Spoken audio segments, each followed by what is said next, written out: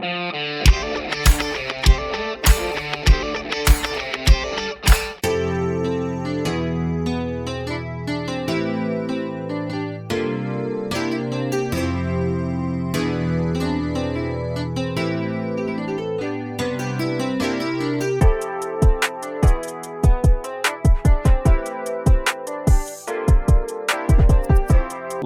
நண்பர்களே, சிட்ரா tax YouTube சார்பாக உங்களை அன்புடன் அழைக்கிறோம்.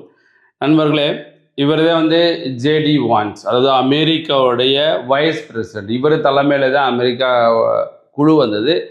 அந்த குழு பேசினதில் ஒரு முடிவுக்கு வர முடியல. முக்கியமாக நியூக்ளியர் மற்றும் ஸ்ட்ரெய்ட் ஆஃப் ஹார்மஸ், இந்த ரெண்டு பிரச்சனை பெரிய பிரச்சனையாக இருந்தது. அந்த பிரச்சனையை தீர்க்க முடியாதனால இவர் என்ன சொல்கிறாரு அப்படின்னா, நாங்கள் நாங்கள் பேசி பார்த்தோம், அதனால் நாங்கள் ஒரு தீர்மானத்துக்கு வர முடியலை. இந்த பேச்சுவார்த்தை தோல்வி அடைந்தது.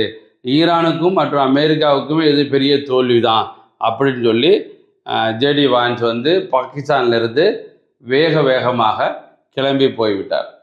அதுதான் அவர் பேசுகிறார். ஐயா, நாங்கள் பேசுனதில் எந்த முடிவும் எட்டப்படவில்லை அப்படின்னு சொல்லியிருக்கார். நண்பர்களே, நேற்று அமெரிக்காவுக்கும் ஈரானுக்கும் இடையில் பேச்சுவார்த்தை நடந்தது பாகிஸ்தானில். அங்கே என்ன பண்ணாங்கனாக்க, அமெரிக்கா 15 பாயிண்ட் கொடுத்துச்சு, ஈரான் 10 பாயிண்ட் கொடுத்தது. இவங்களுக்குள்ள ஒரு முடிவு வராதனால சரி உட்காந்து பேசுவோம்னு சொல்லி பாகிஸ்தானுக்கு அமெரிக்காவுடைய வைஸ் பிரசிடென்ட் ஜேடி வான்ஸும் மற்றும் ஈரானுடைய பார்லிமெண்ட் ஸ்பீக்கர் காலிஃப் அவங்களும் ஒரு 2 டீம் போய் அங்கே பேசுனாங்க. நேர பேசிக்கலை, அது ரொம்ப முக்கியம். நேர அவர் என்ன பேசிக்கல. இவங்க எழுதி கொடுத்து அமெரிக்காவில் கொடுக்குறது ஈரான் எழுதி கொடுத்து, இது அமெரிக்கா எழுதி கொடுத்து ஈரான்கிட்ட கொடுத்து 2 பேரும் நம்ம இன்டர்சேஞ்ச் பண்ணிக்கிட்டாங்க. பண்ணும்போது இந்த நியூக்ளியரில் இங்கே எங்கள் தலையிட முடியாது, இப்போ ஸ்ட்ரெய்ட் ஆஃப் ஹார்மோஸ்லேயும் அவங்களுக்கு பெரிய பிரச்சனை இருந்தது. அதனால் என்ன செஞ்சாங்க, ஜேடி வான்ஸ் இம்மிடியட்டாக தன்னுடைய எல்லாத்தையும் கூப்பிட்டுக்கிட்டு அமெரிக்கா கிளம்பிட்டார். அப்புறம் ஈரான் கிளம்பினாங்க.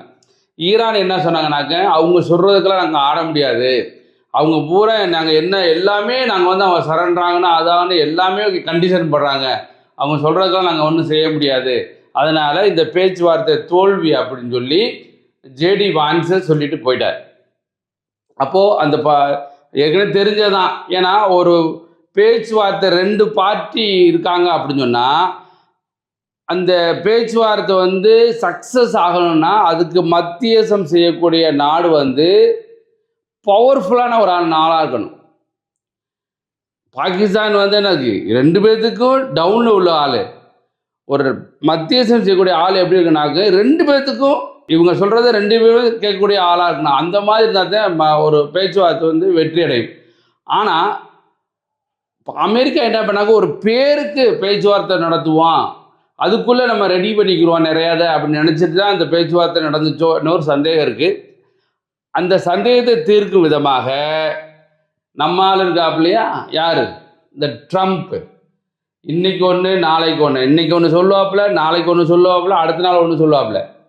ஏற்கனவே என்ன சொன்னாப்புல, ஸ்ட்ரெய்ட் ஆஃப் ஹார்மோஸுக்கு சம்மந்தம் கிடையாதப்பா, ஸ்ட்ரெய்ட் ஆஃப் ஹார்மோஸுக்கு எனக்கு சம்மந்தம் கிடையாது. என்ன காரணம்னாக்க, நான் ஸ்ட்ரெய்ட் ஆஃப் ஹார்மோஸ் வழியே நாங்கள் ஆயிலெலாம் எங்கள் நாட்டுக்கு எடுத்து போகல, எங்கிட்ட ஆயில் இருக்குது, அதனால் யாராருக்கு அந்த ஸ்ட்ரெய்ட் ஆஃப் ஹார்மோஸ் வழியே கப்பல் போய் உங்களுக்கு க்ரூட் ஆயில் வேணுமோ அவங்க பேசிக்கலாம் அப்படின்னு சொன்னாப்புல. அப்புறம் திடீர்னு மாறினாப்புல, ஸ்ட்ரெய்ட் ஆஃப் ஹார்மோஸை திறந்து விட்டுருங்க, நம்ம ஒரு 2 வாரம் சண்டையை நிறுத்திடுவோம், 2 வாரத்துக்கு பேச்சுவார்த்தை நடத்துவோம், அதன் மூலயமா ஒரு ஒப்பந்தம் வரட்டும் அப்படின்னு சொன்னாப்புல. சொல்லி முடிஞ்சவுடனே நேற்று அந்த பேச்சுவார்த்தை தோல்வி அடைஞ்ச உடனே வந்துட்டாப்புல. திரும்பவும் என்ன வந்துட்டாப்புல, டொனால்ட் ட்ரம்ப் அவர் சோசியல் மீடியாவில் போட்டிருக்காப்புல. என்ன போட்டிருக்காப்புல அப்படின்னா, so there you have it, the meeting went well, most points were agreed to, but the only point that really mattered, nuclear was not effective immediately. The United States Navy, the finest in the world, will begin the process of blockading any and all ships trying to enter or leave the Strait of Hormuz at some point we will reach on all being allowed to go in, all being allowed to go out basis. But Iran has not allowed that happen by merely saying there may be a mine out there somewhere that nobody knows about but them. This is world extortion, and the leaders of countries, especially the United States of America, will never be extorted. I have also instructed our Navy to seek and interdict every vessel in international waters that has paid a toll to Iran. No one who pays an illegal toll will have safe passage on the high seas. We will also begin destroying the mines the Iranians laid in the straits. Any Iranian who fires at us or at peaceful vessels will be blown to hell. Iran knows better than anyone how to end this situation, which has already devastated their country. Their navy is gone, their air force is gone, their anti-aircraft and radar are useless. Khomeini and most of their leaders are dead, all because of their nuclear ambition. The blockade will begin shortly. Other countries will be involved with this blockade. Iran will not allow to profit of this illegal act of extortion. They want money, and more importantly, they want nuclear. Additionally, and at an appropriate moment, we are fully locked and loaded, and our military will finish up the little that is left. Iran President Donald Trump.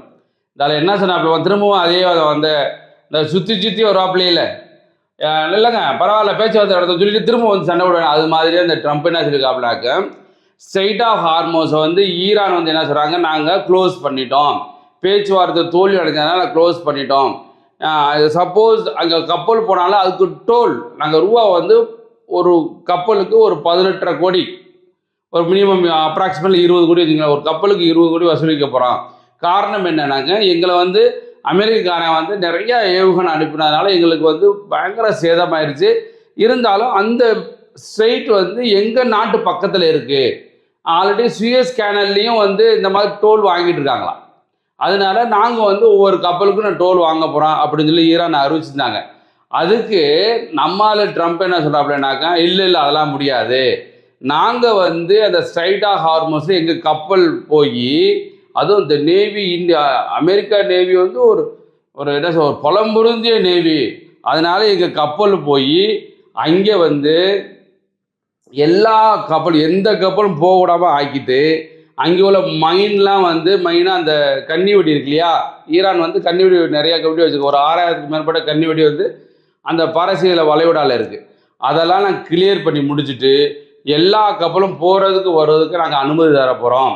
Iran வந்து அந்த ரூபா earn பண்ணுறதுனால எங்களுக்கு பிரச்சனை இல்லை, ஆனால் அவங்க வந்து இதன் மூலமாக நியூக்ளியர் வந்து அவங்க வந்து உற்பத்தி பண்ணுறதுக்கு பண்ணிக்கிட்டு இருக்காங்க அப்படின்னு சொல்லி நம்ம தலைவர் ட்ரம்ப் இருக்காப்லையா, அவர் எப்படி சொல்கிறது அந்த ஆளுன்னு தெரியல. ஏன்னா உலகத்துக்கே அவன் தான் வந்து ஒரு பெரிய ரெவடி மாதிரி, எங்கே நடந்தாலும் நான் தானே நிற்பேன் அப்படின்னு சொல்கிற மாதிரி அந்த ஆள் சொல்லியிருக்காப்புல. எஸ் என்னமோ அந்த மாதிரி இந்த ஏர்கிராஃப்ட் இன்னொன்று இருக்காப்புல பாருங்க, அது ஈரானோட நேவி கானா, ஏர்ஃபோர்ஸ் இல்லை, ஆன்டிகிராஃப்ட் ரேடார்லாம் யூஸ்லெஸ்ஸாக போயிடுச்சு, கோமனி அண்டு மோஸ்ட் ஆஃப் த லீடர்ஸ்லாம் இறந்து போயிட்டாங்க. இப்படி பண்ணியும் வந்து எங்களை வந்து இந்த மாதிரி பண்ணுறாங்க. அதனால் நாங்கள் வந்து ஸ்ட்ரெயிட் ஆஃப் ஹார்மோஸுக்கு வந்து ஃபுல்லாக எங்கள் கண்ட்ரோலை வச்சுக்கிட்டு கப்பல் போகிறதுக்கும் வர்றதுக்கும் நாங்கள் தான் அனுமதி தர போகிறோம் அப்படின்னு சொல்லி நம்மால் திரும்பவும் போர் நடப்பதற்கு அதிக வாய்ப்பு உண்டு. இதே வந்து அமெரிக்காவோட டெஸ்ட்ராயர் 2 கப்பல் வந்து ஸ்ட்ரெயிட் ஆஃப் ஹார்மோஸ் வழியாக வந்து போகிறதுக்கு அலோவ் பண்ணாங்களாம். இதே strait of Hormuz 20 miles wide. இது வந்து ஈரானு, இது வந்து ஓமன். இந்த 2 நாட்டுக்கு இடையில் ஸ்ட்ரெயிட் ஆஃப் ஹார்மோஸ் இருக்குது. இந்த ஸ்ட்ரெயிட் ஆஃப் ஹார்மோஸ் வழியில் தான் உலகத்திலேயே 20% குரூட் ஆயில், ஃபெர்டிலைசர் இந்த மாதிரி போக்குவரத்துக்கு அந்த வழி தான் போயிட்டு வரணும். அங்கே பெரிய பிரச்சனை, இங்கே வந்து கன்னிவெடி வச்சுருக்காங்க, நிறையா பிரச்சனை இருக்கிறனால உலக மக்கள்லாம் வந்து ரொம்ப கஷ்டப்பட்டுருக்காங்க. முக்கியமாக இந்தியா வந்து இதன் மூலமாக நிறையா கஷ்டப்பட்டுருக்கு. வேற பக்கம் இருந்து ஆயில் எல்லாம் வாங்கிட்டு இருக்காங்க. இப்போதான் ஓரளவு சரியாக நினைக்கும் போது தான் கன்னிவெடி வெடிச்சு அப்படியே இதாக பாருங்களேன். இப்போ என்ன சொல்கிறாங்க, இங்கே கன்னிவெடி இருக்குது, அதனால் வந்து நாங்கள் சொல்கிற வழியில் தான் நீங்கள் வரணும் ஈரான் அப்படின்னு சொல்கிறாங்க. அதே நேரத்தில் அந்த பேச்சுவார்த்தையும் தோல்வி அடைஞ்சதுனால நாங்கள் அந்த ஸ்ட்ரைட் ஆஃப் ஹார்மஸை மூட போகிறோம் அப்படின்னு சொல்லி தான் ஈரான் சொல்கிறாங்க. அதுக்கு அமெரிக்கன் ட்ரம்ப் என்ன சொல்லியிருக்காப்லனாங்க, நாங்கள் வந்து அந்த ஸ்ட்ரைட் ஆஃப் ஹார்மஸ் வந்து நாங்கள் பிளாக் பண்ண போகிறோம், அங்கே இருக்க மைன்ஸ்லாம் நாங்கள் வந்து எடுத்து கிளியர் பண்ணிவிட்டு அதுக்கடுத்து இந்த கப்பல்களில் போகிறதுக்கும் வர்றதுக்கு எங்களுடைய பாதுகாப்பில் நாங்கள் அனுப்ப போகிறோம் அப்படின்னு சொல்லி இன்றைக்கி அறிவிச்சிருக்காரு ட்ரம்ப்பு. அந்த அறிவிச்சதுனால என்னாச்சு அப்படின்னா இப்போயும் பெரிய ஒரு பதட்டம் ஆயிடுச்சு. ஏன்னா இப்போ அமெரிக்க கப்பல் வந்து பக்கத்தில் வந்துச்சுன்னா இது சாதாரண கப்பல் கிடையாது, எல்லா ஏவுகணையும் வச்சுருக்காங்க, அங்கே ஹெலிகாப்டர் இருக்குது, எல்லாமே இருக்குது. ஸோ இதை சொல்லி உள்ள பக்கத்தில் வந்துட்டு திருப்பி ஈரான் அடித்தா எனக்கு இன்னும் பெரிய போர் வரக்கு வாய்ப்பு இருக்குது. அதனால் ட்ரம்ப் இன்றைக்கி சொல்லியிருக்காப்புல, நாளைக்கு காலையில் என்ன சொல்லாப்புன்னு தெரியல, மேபி சேஞ்ச் ஆகலாம். ஏன்னா அவர் அடிக்கடி மாறிட்டு தான் இருக்காப்புல. அந்த இதை நீங்கள் பார்த்துக்கிட்டீங்க. இங்கே நாங்கள் என்ன சொல்கிறோம்னா, எங்கிட்ட வந்து கப்பலில் இருக்குது, நாங்கள் ஈஸியாக கிளியர் பண்ணிடுவோம் மைன்ஸ்லாம். அதனால் ஈரான் வந்து பெரிய தடையாக இருக்குது, அதுக்காக நாங்கள் எங்கள் கப்பலை உள்ளே அனுப்பி நாங்கள் அந்த ஸ்ட்ரைட் ஆஃப் ஹார்மஸை பிடிக்க போகிறோம். ஸ்ட்ரைட் ஆஃப் ஹார்மஸை தடுத்துட்டோம் அப்படின்னு சொன்னால், தடுத்து முடித்தோன்னே எல்லாம் கிளியர் பண்ணால் கப்பல் போகிறதுக்கு வர்றதுக்கு நாங்கள் தான் வந்து வழிவிட போகிறோம்னு சொல்லி ட்ரம்ப் சொல்லியிருக்காரு. இதே அந்த அமெரிக்கா கப்பல் இந்த ஸ்ட்ரைட் ஆஃப் ஹார்மோஸில் ஒரு 2 கப்பல் கடந்து போயிருக்கு. அந்த கப்பல் தான் இப்போ நீங்கள் பார்த்துக்கிட்டு இருக்கீங்க. மேபி இன்றைக்கி நிலைமை இப்படி, நாளைக்கு என்ன ஆகும்னு தெரியாது. ஒவ்வொரு மணி நேரமும் செத்து செத்து பிழைக்கிறோன்னு சொல்கிறாங்களே, அந்த மாதிரி உலக மக்களை பூரா ஆட்டி படைக்கக்கூடிய இந்த ட்ரம்ப் என்னைக்கு வந்து வெளியில் போகிறாரு அன்னைக்கு தான் வந்து உலக நாடுகளை சுபிட்சமாக இருக்கும்னு நினைக்கிறேன். ஏன்னா ஒரு டிசிஷன் எடுக்க மாட்டாப்புல, இன்றைக்கி ஒன்று சொல்கிறாப்புல, நாளைக்கு ஒன்று சொல்கிறாப்புல. அது அந்த மாற்றி மாற்றி மாற்றி பேசும்போது மக்கள்கிட்ட என்ன நடக்குதுனாக்க ஒரு பதட்டமான சூழ்நிலை நடக்குது. அந்த பதட்டமான சூழ்நிலை தான் வந்து பெரிய பிரச்சனையாக இருக்குது. ஸோ இப்போ நீங்கள் பார்த்தீங்களா, இதான் வந்து அண்டர் கிரவுண்டில் போய் ஒரு இது ஒரு கருவி பார்த்தீங்களா, இந்த தான் இது வந்து ஒரு ஒரு ரோபோ. இந்த ரோபோ உள்ளே போய் அந்த கன்னி வெடியை போய் தாக்கி அப்படியே இது எக்ஸ்ப்ளோர்ட் பண்ண சொல்லுது. அப்படியே வந்து வெடிக்க வைக்குது. அந்த கன்னி வெடியை வெடித்து அதை வந்து ஒவ்வொன்றா அழிச்சிட்டே வராங்க. அந்த தான் நீங்கள் பார்த்துக்கிட்டு இருக்கீங்க. இன்றைக்கி நிலைமைக்கு பதட்டம் ஆயிடுச்சு உலகம். நாளைக்கு என்ன ஆகும் யாருக்கு தெரியும்? ட்ரம்ப்பு கூட தெரியாது, உங்களுக்கு கண்டிப்பாக தெரியாது, ட்ரம்ப்புக்கு தெரியாது, ஆண்டவனுக்கு தான் தெரியும். என்ன நடக்கும் பார்க்கலாம்.